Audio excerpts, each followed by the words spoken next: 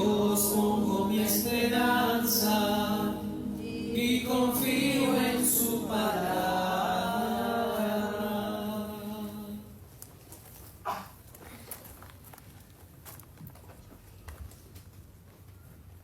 El Señor esté con ustedes. Lectura del Santo Evangelio según San Mateo. En aquel tiempo dijo Jesús a los sumos sacerdotes y a los ancianos del pueblo: escuchen otra parábola.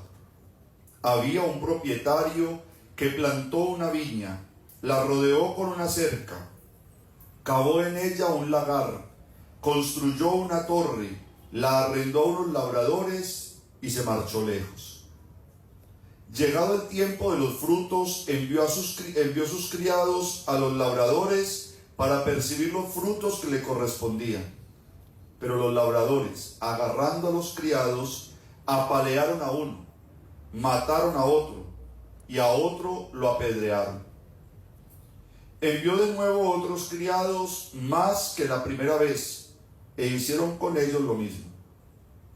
Por último, les mandó a su hijo diciéndose: tendrán respeto a mi hijo. Pero los labradores, al ver al hijo, se dijeron: este es el heredero, vengan, lo matamos y nos quedamos con su herencia. Y agarrándolo, lo sacaron de la viña y lo mataron. Cuando vuelva el dueño de la viña, ¿qué hará con aquellos labradores? Le contestan: hará morir de mala muerte a estos malvados y arrendará la viña a otros labradores que le entreguen los frutos a su tiempo. Jesús les dice: ¿no han leído nunca en la Escritura: la piedra que desecharon los arquitectos es ahora la piedra angular? Es el Señor quien lo ha hecho, ha sido un milagro patente. Por eso les digo que se les quitará a ustedes el reino de Dios y se dará a un pueblo que produzca sus frutos. Los sumos sacerdotes y fariseos, al oír sus parábolas, comprendieron que hablaba de ellos, y aunque intentaban echarle mano, temieron a la gente que lo tenía por profeta. Palabra del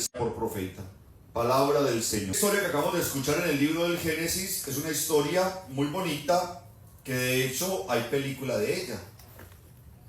Cuando se llegan los días de Semana Santa, esa historia de José la vemos en muñequitos para los niños, la vemos en personas reales para los adultos. Es una historia muy bonita de la Biblia. Quienes no la hayan escuchado, pues espero que le hayan puesto atención, porque esto nos va a traer una muy bonita enseñanza hoy. Ustedes recordarán que Dios llamó a Abraham y le prometió hacer. De Abraham nace Isaac, y de Isaac nace Jacob, a quien Dios luego llama Israel. Jacob tuvo 12 hijos, pero como sucedía en las familias grandes, siempre uno de los hijos era el más cercano al papá. Podríamos hablar del hijo preferido, aunque los papás siempre dicen que los aman a todos por igual, pero siempre hay uno con el que mejor se puede entender el uno y el otro, y sobre todo en una familia tan grande. José era el hijo preferido, era el hijo que siempre estaba dispuesto, era el que hacía todos los mandados. José era el hijo que no respondía mal, era el hijo piadoso, era el hijo bueno. Era el hijo que estaba siempre dispuesto a ayudar a todos sus hermanos en todo lo que necesitaran. Además, José tenía un don de Dios, que era interpretar los sueños. Por eso José era conocido de una manera despectiva, a manera de señalamiento y de rechazo, como el soñador. Ese es el iluso de la familia. Ese es el que sueña con de todo. Ese era José. Pero llega un momento en el que los hermanos quieren ganarse el puesto que tiene José delante del papá. Y creen que la manera de ganarse el puesto que tiene José es eliminando a José. Como algunos creen que mejor tener el puesto en la empresa es acabando con todos aquellos que significan alguna competencia. algunos han crecido en la vida pisoteando a otros. Y entonces toman una decisión esos hermanitos, y es de matar a José. Hay alguno que aparece ahí que se llama Rubén, que dice que no lo maten, pues ¿cómo vamos a matar nuestra propia sangre? Entonces le pide a sus hermanos que más bien lo vendan y que se aprovechen de esa plática. Y venden a José a una caravana de ismaelitas. Imagínense ustedes qué puede pasar por la mente y por el corazón de José. ¿Cuál es la crisis en la que entra José? Ver primero la traición de su sangre. Luego, tener que ver lo que significa para sus hermanos, que es muy poco. Luego, sentir o presentir el dolor que esa situación le va a causar a su padre. El dolor que genera el rechazo, el señalamiento, el miedo que genera la misma situación, el abandono, el desarraigo. ¿Cuántas cosas pasando por la vida y por la mente de José? Pero hay una cosa muy especial, y es que José siempre tuvo a Dios presente en su vida. Aquí podemos escuchar un pedacito del libro de las Lamentaciones que dice: cuando no comprendemos lo que pasa, es mejor esperar en silencio la voluntad de Dios. Y José entra en silencio. Un silencio que le permite a José no odiar, que fuese lo más lógico del momento. Un silencio que le permite a José no rendirse, que fuera también algo lógico del momento. Un silencio que le permite poner a prueba su fe. Yo creo en Dios. Ahora, Dios, demuéstrame que existe. Voy a dejar esto en sus manos. Yo no necesito una prueba de su existencia, pero me han hablado mucho de su misericordia. Yo guardaré silencio hasta que usted actúe. Y entonces José es vendido como esclavo. Le voy a acabar de contar la historia rápidamente, porque mañana ya es sábado, misa de domingo, ya no la vamos a acabar de escuchar. Y entonces es llevado como esclavo a Egipto, y resulta que el faraón tiene un sueño. Pero ninguno de los brujos del reino logra identificar el significado del sueño. Pero le cuentan que hay un hombre en la prisión que todo lo que logra identificar se hace realidad. Y no es brujo. Es un don que tiene del Dios que él dice al que adora. Y entonces llevan a José a que interprete el sueño, y simplemente les resumo: es José el que le hace entender al faraón que vendrán 7 años de buena suerte y 7 años de mala suerte. En los años de buena suerte será la oportunidad para recoger toda clase de grano para los años de mala suerte, que vendrán llenos de hambre, de peste y de muerte. Depende de los 7 años buenos la supervivencia de los 7 años malos.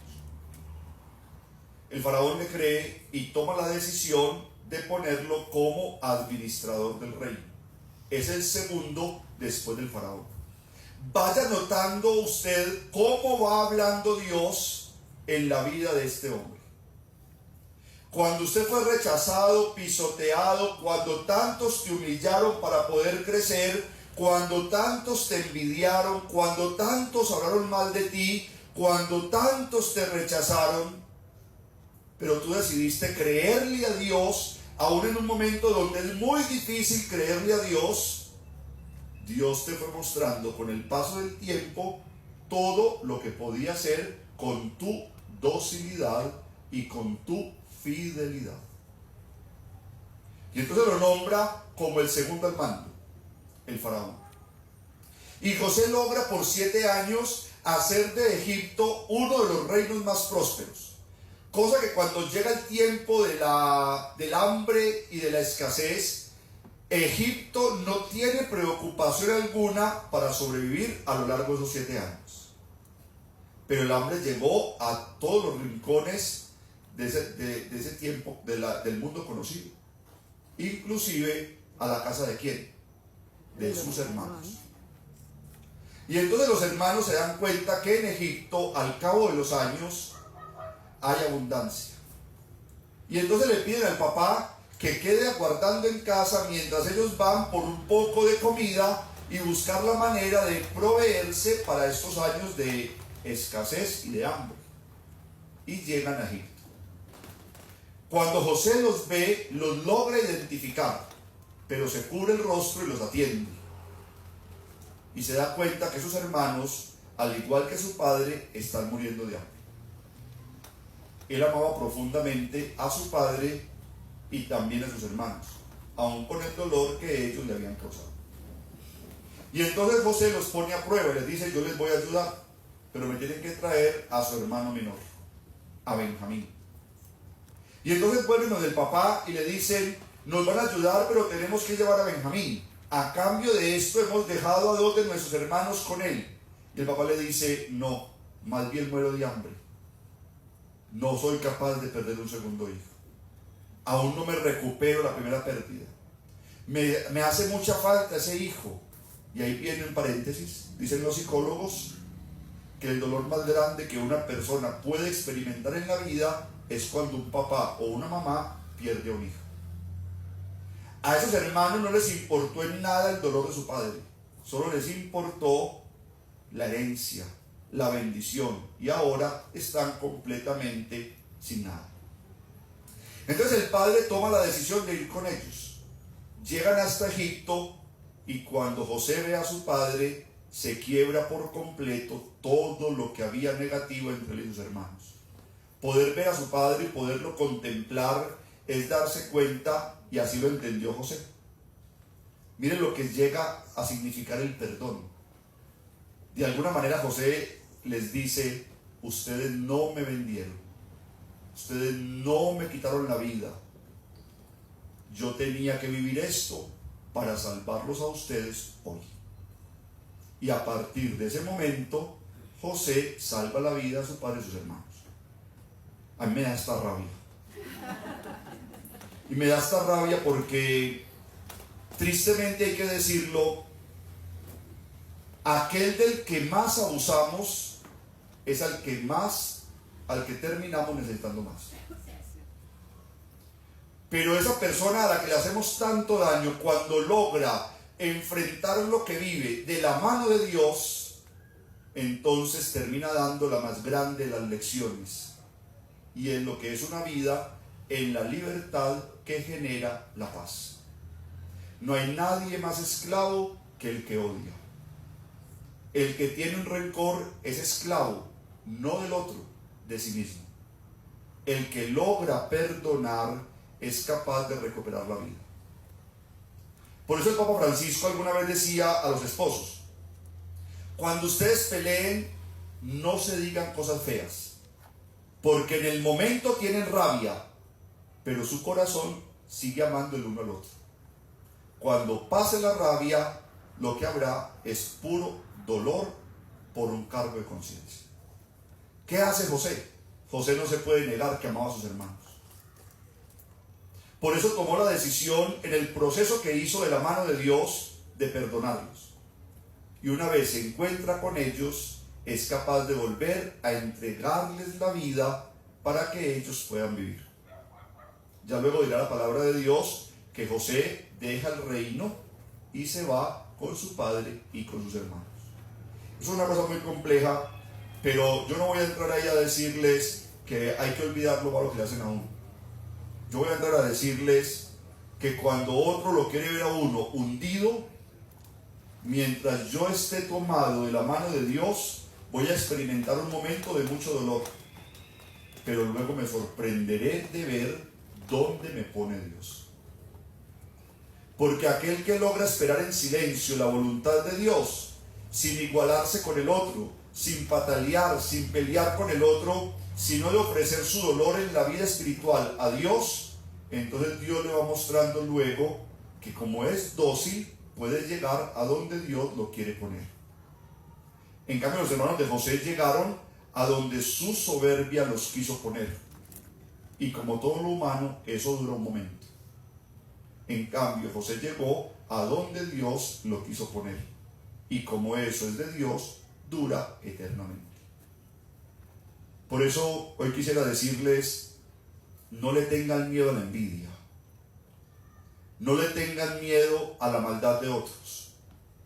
No le tengan miedo al que habla mal de usted.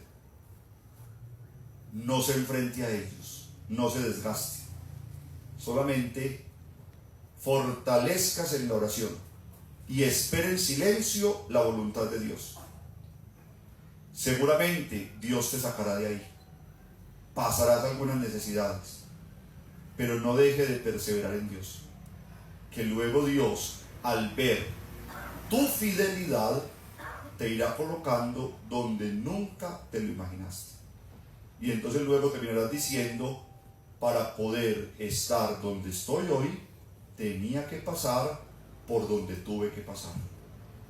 Gracias, hermanos, por haberme envidiado tanto. Miren lo que hicieron ustedes de mí. Gracias por haberme hecho tanto daño. Sacaron de mí lo mejor. Hoy, incluso en donde estoy, les puedo tender la mano a ustedes. Nunca duden de todo el poder que tiene Dios, sobre todo con los que son fieles a Él. Esa es la alianza. Dios le dice a Abraham, yo seré su único Dios y ustedes serán mi único pueblo. La fidelidad nos lleva a la grandeza de Dios. La infidelidad termina arrojándonos al abismo de las miserias humanas. Entonces, hermanos, quitémosle el miedo a todo el mal que viene de afuera. Simplemente abandonémonos en Dios. Mientras más te ataquen, ora más. Mientras más te envidien, ora con más fuerza. Y déjele el resto a Dios, aunque usted no entienda absolutamente nada de lo que está pasando. Amén. Amén.